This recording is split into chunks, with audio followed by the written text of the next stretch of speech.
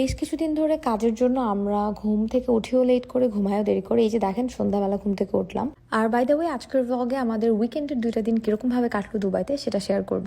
তো যাই হোক, আমাদের দিন তো শুরু হলো সন্ধ্যার পরে। আমরা খাবার খাওয়ার পর এখন চা খাচ্ছি। এটা হচ্ছে আমাদের ফার্স্ট কাজ, একসাথে একটু চা খাই আর গল্প করি। অ্যান্ড দেন তারপর হচ্ছে দেখলাম আমার সিনিয়র পার্সেলটা চলে আসছে। এখানে একটা হচ্ছে প্রমোশনাল কাজের আর একটা অর্ডার করেছি নিজের জন্যই। অ্যান্ড বাই দ্য ওয়ে এই টিস্যু বক্সটা আমার অনেকদিন ধরে কেনার ইচ্ছে ছিল, so finally I got it from শিন।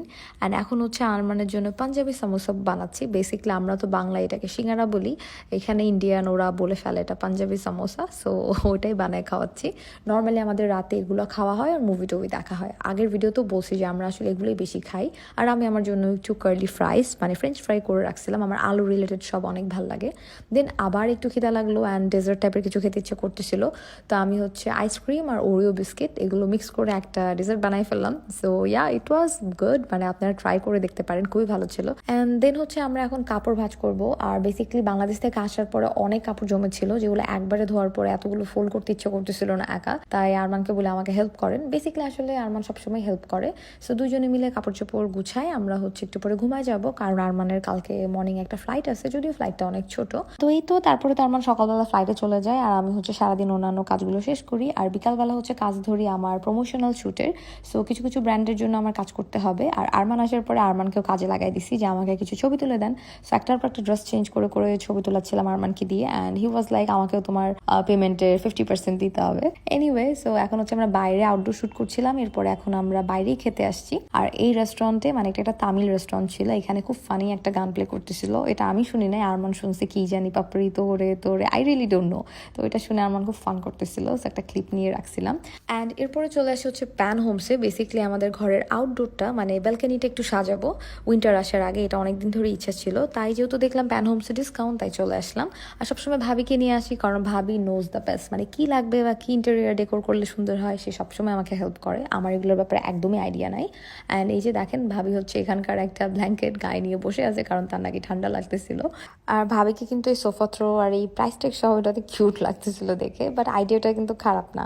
এরপরে আমি নিজেই একটা সোফা থ্রো নিলাম যখন আমার ঠান্ডা লাগা শুরু করে। আর আরমানের ভাবি একটু পরপর এরকম রকিং চেয়ার বা এই ধরনের ইজি চেয়ারগুলো দেখতেছিল।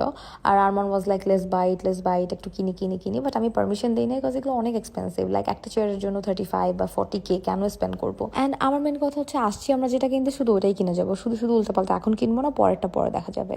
আর এই বড় বড় সেট আপগুলো আউটডোরের, এটা আমার এত ভাল লাগে। মানে আমাদের বাসা তো ছোট অ্যাপার্টমেন্ট, এগুলো ভিলা বাংলো ওগুলোতে ভাল লাগে। এত বড় লোক আমরা না, যদি কখনো হই বা পসিবল হয় ভিলা কেনার বা থাকার, তখন হয়তো এরকম বড় সেট আপ নিবো।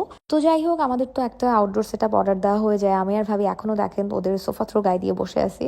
আর এরপরে আমরা খেতে চলে আসি হচ্ছে আফগানি ফুড, যেটা আগের একটা ভিডিওতে আপনারা দেখেছেন। আর মানে সুযোগ পেলে এই ফুডটা খেতে চলে আসি, এবার ভাবিকে নিয়ে আসছে, সে লাইক করে কিনা দেখার জন্য। অ্যান্ড এরপর ভাবি তো বাসায় চলে যায় আর আমরা হচ্ছে বাসায় গিয়ে ঘুমাবো। আর বাই দ্য ওয়ে বাসার সামনে এটা আমাদের চ্যারিটি বক্স, কাপড় চোপড় সব রাখার জন্য। আর ঘুম থেকে উঠার পরে এটা আজকে আমাদের মেন উইকেন্ড। তো সকালবেলা উঠার পর আমার খুব মাথা ব্যথা করতেছিল, তাই আমার বাইরে থেকেই ব্রেকফাস্টটা অর্ডার করে। আর আমি হচ্ছে বাসায় শুধু চা বানাই দিছিলাম।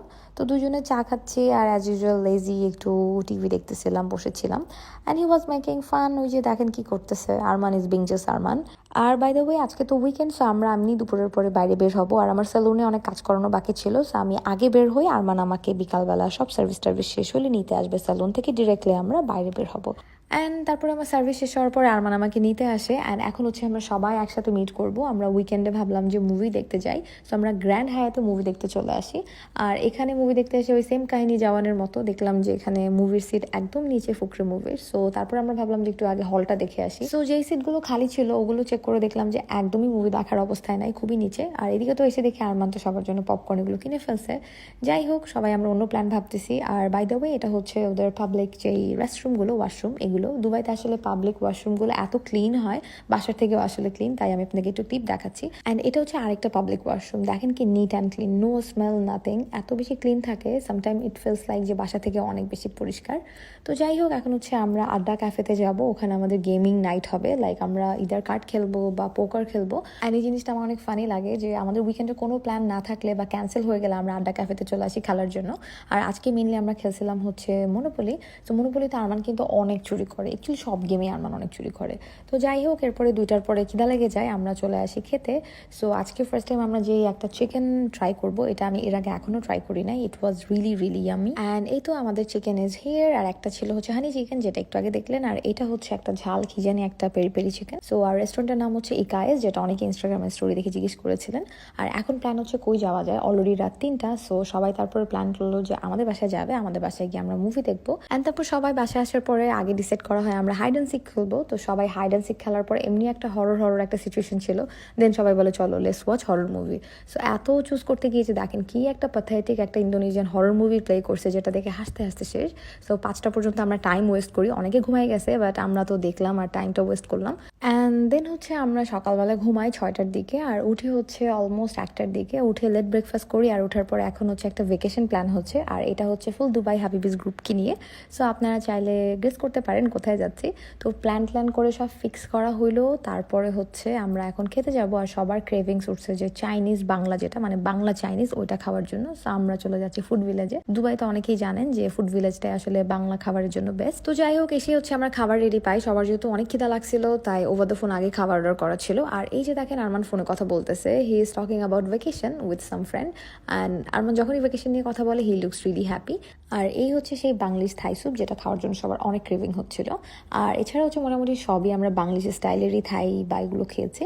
আর এখান থেকে আসলে আর কোনো প্ল্যান নাই, সবাই যে যার বাসায় চলে যাবে, কারণ সবাই অনেক এক্সস্টেড অ্যান্ড টায়ার্ড। অ্যান্ড সবার আরও ডকুমেন্টস বেগুলো নিয়ে কাজ করা বাকি, যেহেতু একটা ভেকেশন প্ল্যান হয়েছে। অ্যান্ড এই তো তারপরে হচ্ছে আমরা বাসায় চলে আসি, আর অন দ্য ওয়েতে এই স্যালনের কিছু আইটেম কিনে নিই, যেটা পরে আমরা কার্গো করে দিব। So this was our lazy weekend in Dubai, and I hope you all enjoyed, and thank you so much for watching.